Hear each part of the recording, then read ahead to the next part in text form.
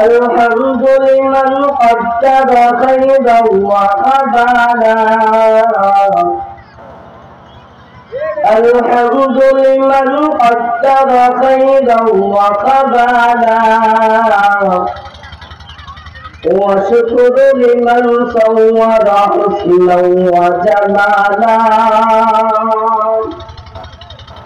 وشكر لمن صور حسنا وجمالا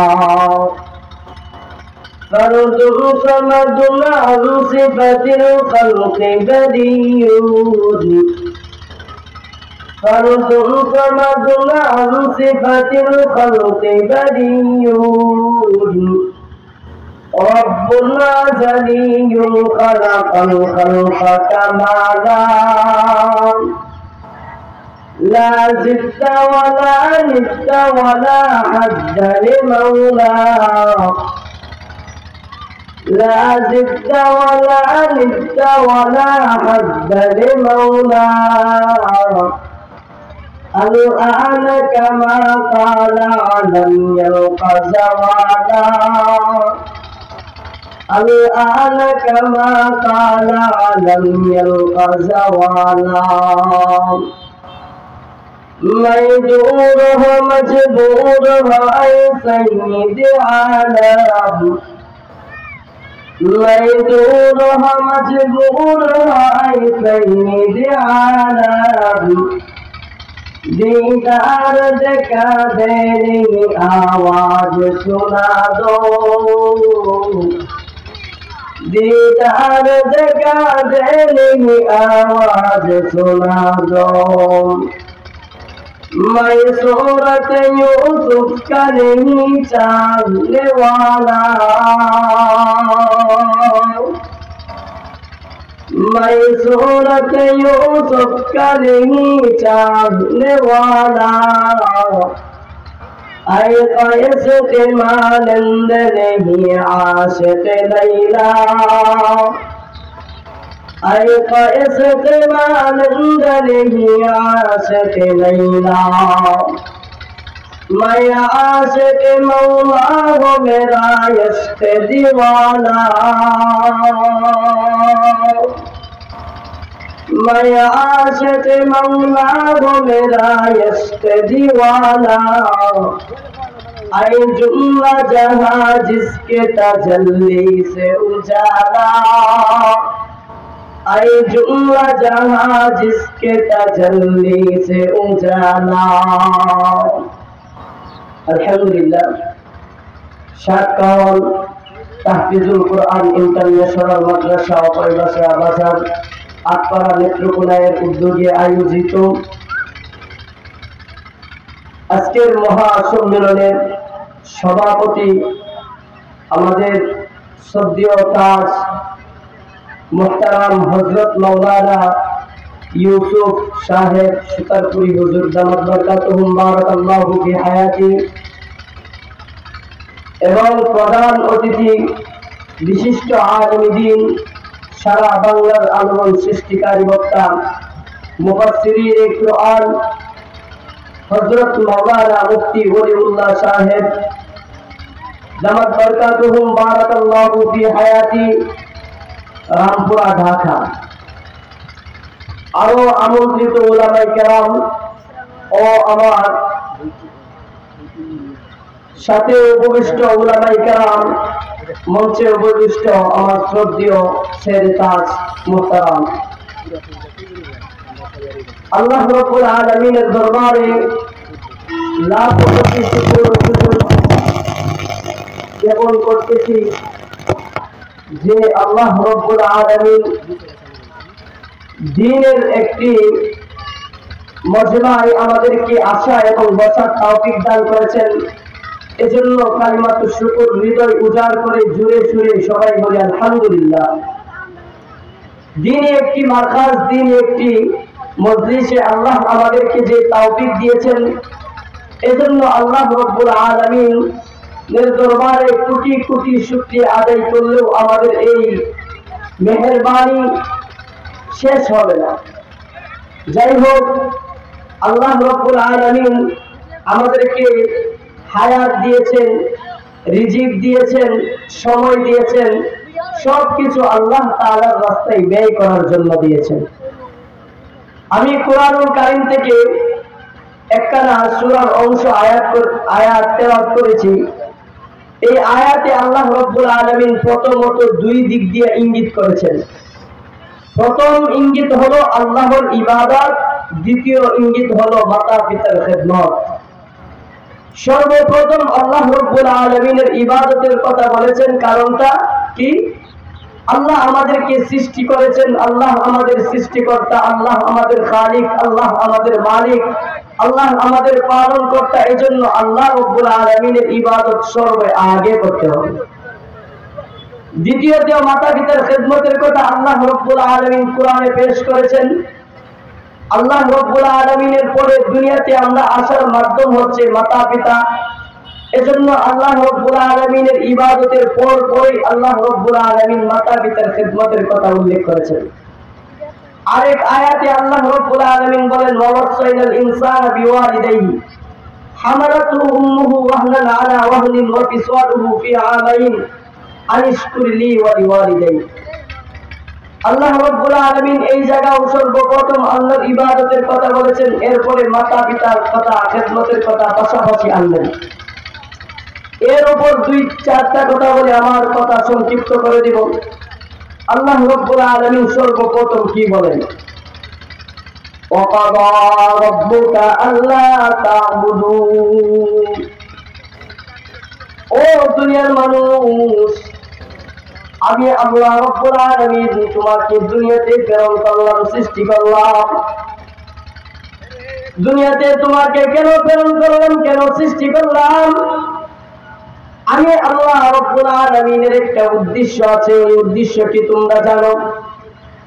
ওই উদ্দেশ্য হলো আল্লাহ রাব্বুল আলামিন কোরআনের আরেক আয়াতে বলতেছেন, আল্লাহ রাব্বুল আলামিন বলেন যে ও দুনিয়ার মানুষ, তোমাকে একমাত্র আমার ইবাদতের জন্য সৃষ্টি করা হয়েছে। ওমা খালাকতুল জিন্না ওয়াল ইনসা ইল্লা লিয়াবুদুন।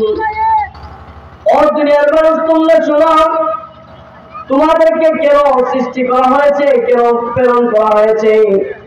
একমাত্র আমি আল্লাহ রাব্বুল আলামিনের ইবাদত করার জন্য, গোলামি করার জন্য।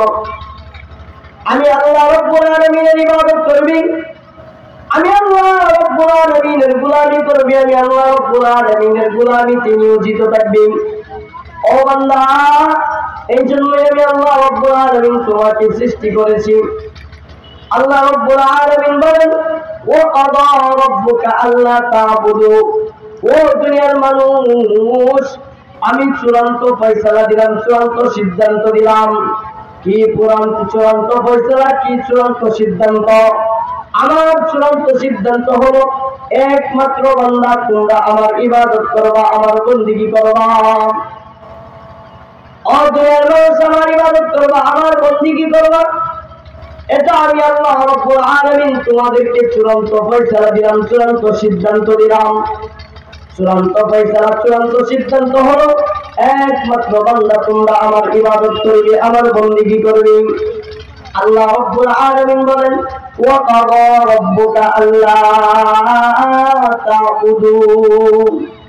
ও দুনিয়ার ইমানদার, একমাত্র ইবাদত হবে আমি আল্লাহর, একমাত্র বন্দেগী হবে আমি আল্লাহর, একমাত্র শুকরিয়া হবে আমি আল্লাহর, একমাত্র সমস্ত জিনিসের পালনেওয়ালা, লালনকারী করনেওয়ালা একমাত্র হলো আমি আল্লাহ। এই জন্যই সমস্ত শুকরিয়া হবে আমি আল্লাহ। আল্লাহ বলেন, ওয়াকাদা রাব্বুকা আল্লা তা'বুদু। এরপরে আল্লাহ রাব্বুল আলামিন মাতা পিতার খেদমতের কথা আনলেন, ওয়াকাদা রাব্বুকা আল্লা তা'বুদু ইল্লা ইয়াহু ওয়া বিল ওয়ালিদাইনি ইহসানা।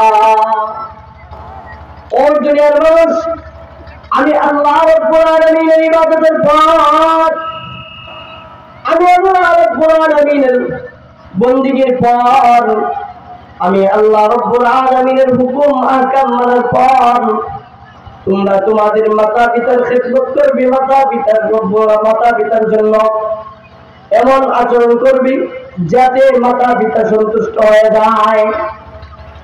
وقضى ربك ألا تعبدوا إلا إياه وبالوالدين إحسانا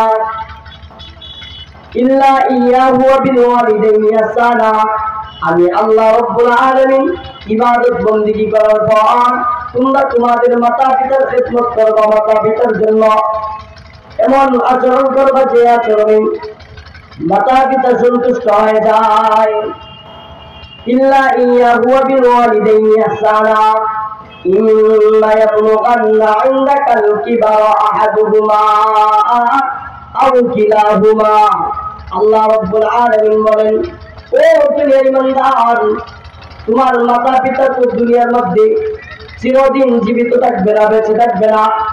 হইতে পারে তোমার মাতা পিতার মধ্য থেকে একজন জীবিত আছে, বা হইতে পারে তোমার মাতা পিতা দুইজন জীবিত আছে দুনিয়ার মাধ্যমে। এজন্য আল্লাহ রাব্বুল আলামিন বলেন, ও দুনিয়ার মানুষ, তোমরা শোনো, তোমরা তোমার আল্লাহর ইবাদতের পর তোমরা মাতা পিতার খেদমত করবা।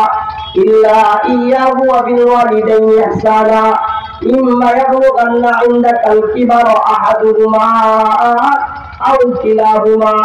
ও বান্দা, তোমার মাতা পিতা হইতে পারে একজন অথবা দুইজন, তারা যদি বৃদ্ধ হয়ে যায় তাহলে তার জন্য কি করবা? আল্লাহ বলেন, আহাদুহুমা আও কিলাহুমা ওয়ালা তাকুল লাহুমা উফফিউ ওয়ালা তাকুল লাহুমা উফফিউ।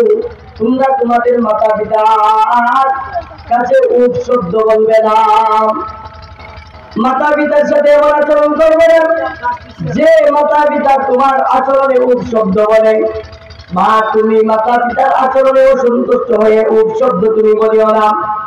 ওয়ালা তাকুল লাহুমা উফফিউ ওয়ালা তানহারহুমা। আল্লাহ রাব্বুল আলামিন বলেন, ওয়ালা তানহারহুমা, ও দুনিয়ার মানুষ শুনো, তোমার মাতা পিতা যখন বৃদ্ধ হয়ে যায় অনেক কাজ করতে পারে, অসন্তুষ্টমূলক অনেক কাজ করতে পারে। ওয়ালা তানহারহুমা, তোমরা তোমাদের মাতা পিতাকে দমক দিও না, দমক দিও না। তাহলে কি করবা?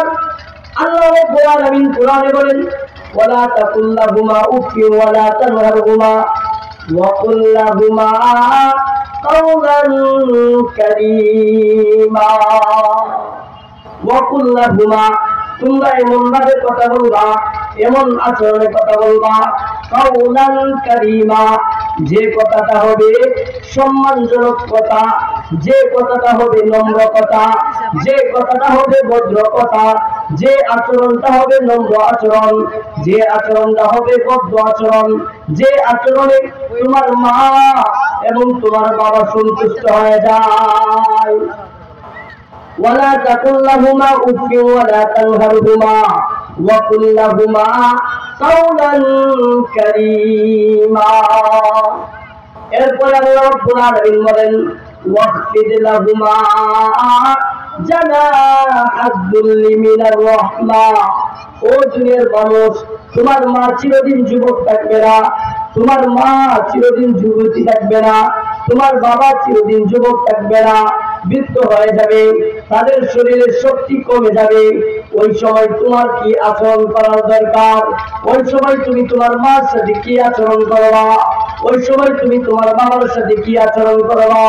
ওই সময় তুমি তোমার মা বাবার সাথে কেমন আচরণ করবা? আল্লাহ বলেন, ওয়াখফিদ লাহুমা জানাহাদ যুল্লি মিনার রাহমা। ও দুনিয়ার মানুষ, তোমার রহমতের বাহু, তোমার বাহু, তোমার ছায়া তোমার মা এবং বাবার জন্য বিছাইয়া দিবা। মানে সর্বদাই তুমি তোমার মা, সর্বদাই তুমি তোমার বাবা সাথে সৎ আচরণ করবা, ভালো ব্যবহার করবা। রাসূল আরবি সাল্লাল্লাহু আলাইহি ওয়াসাল্লাম তিরমিজি শরীফের একখানা হাদিসের মধ্যে বর্ণনা করেন, রিদার রাব্বি ফি রিদাল ওয়ালিদিন ওয়া সাখাতার রাব্বি ফি সাখাতিল ওয়ালিদিন। রাসূল আরবি সাল্লাল্লাহু আলাইহি ওয়াসাল্লাম বলেন, মাতা পিতার সন্তুষ্টির মধ্যেই হলো আল্লাহর সন্তুষ্টি, আর মাতা পিতার অসন্তুষ্টির মধ্যে হয়ে যাবে আল্লাহর অসন্তুষ্টি। এক সাহাবী একদিন রাসূল নবী সাল্লাল্লাহু আলাইহি ওয়াসাল্লামের কাছে বললেন, ও রাসূল, আমার দুনিয়ার মধ্যে সবচেয়ে বেশি ভালো আচরণ কার সাথে করব? আল্লাহর রাসূল বলেন, তুমি তোমার মার সাথে ভালো আচরণ করবা। আবার জিজ্ঞাসা করলো, এরপরে কার সাথে ভালো আচরণ করবা? রাসূল নবী বলেন, উম্মুকা, তোমার মা। আবার বললেন তৃতীয়বার কার সাথে করব? রাসূল বলেন, উম্মুকা, তোমার মা। ওই সাহাবী চতুর্থবার যখন জিজ্ঞাসা করলেন, ওই সময় ওই সাহাবীর জবাবে রাসূল নবী সাল্লাল্লাহু আলাইহি ওয়াসাল্লাম বলেন, আবুকা, তুমি তোমার মায়ের সাথে আচরণ ভালো করার পর চতুর্থবার ভালো আচরণ করবা তোমার বাবার সাথে। এটার ব্যাখ্যা লিখছেন মুহাদ্দিসিনে কেরাম। মাকে কেন তিনবার প্রাধান্য দিলেন, বাবাকে কেন একবার বললেন? মাকে তিনবার প্রাধান্য দেওয়ার কারণ হলো, মা দুনিয়ার মধ্যে তিনটা এমন কষ্ট করেছে যে তিনটা কষ্ট বাবাই করে নাই। এক নাম্বার কষ্ট হলো মা গর্ভে ধারণ করেছে। মা গর্ভে ধারণ করার যে কষ্ট, ওই কষ্ট বাবাই করে নাই। এই জন্য রাসূল আরবি সাল্লাল্লাহু আলাইহি ওয়াসাল্লাম উম্মুকা বললেন, তোমার মায়ের সাথে ভালো আচরণ করবা। দ্বিতীয়বার রাসূল আরবি সাল্লাল্লাহু আলাইহি ওয়াসাল্লাম কে উম্মুকা বললেন, তোমার মার সাথে করবা। রাসূল আরবি সাল্লাল্লাহু আলাইহি ওয়াসাল্লাম এই জন্য বললেন যে মা দুনিয়ার মধ্যে প্রসব ব্যথা সহ্য করেছে, এই প্রসব ব্যথা বাবাই করে নাই। এই জন্য আল্লাহর রাসূল বলেন, উম্মুকা, তোমার মা। মুহাদ্দিসিনে কেরাম বলেন, এরপরে কেন বললেন উম্মুকা? মুহাদ্দিসিনে কেরাম লেখেন, তৃতীয়বার উম্মুকা বলার কারণ হলো যে মা যখন প্রসব ব্যথা হয়েছে, প্রসব ব্যথার যে যন্ত্রণা, ওই যন্ত্রণা মা ভোগ করেছে, বাবাই ভোগ করে নাই। এই জন্য রাসূল সাল্লাল্লাহু আলাইহি ওয়াসাল্লাম উম্মুকা বললেন, তোমার মার সাথে ভালো আচরণ করবা। চতুর্থবার আবুকা বললেন, কারণটা কি? চতুর্থবার আবুকা বলার কারণ হলো যে দুনিয়ার যত কাজ আছে, দুনিয়ার যত কাজ আছে আঞ্জাম দিয়ে থাকেন, কষ্ট করে থাকেন, বাবা সমস্ত কাজ আঞ্জাম দিয়ে থাকেন। ওই বাবা আঞ্জাম দেওয়ার কারণে আল্লাহ রাব্বুল আলামিনের মুহাব্বতের প্যার রাসূল বলেন, আবুকা, তোমার বাবা, তোমার বাবা। এক হাদিসের মধ্যে আছে যে হুমা জান্নাতুকা ওয়া নারু, তোমার মা এবং তোমার বাবা তোমার জন্য জান্নাত এবং জাহান্নাম। কেন বললেন?